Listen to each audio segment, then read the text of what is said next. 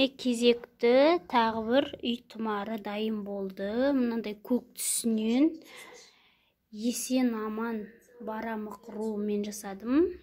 Клиент осындай түспен тапсырыс берді көк түсінен.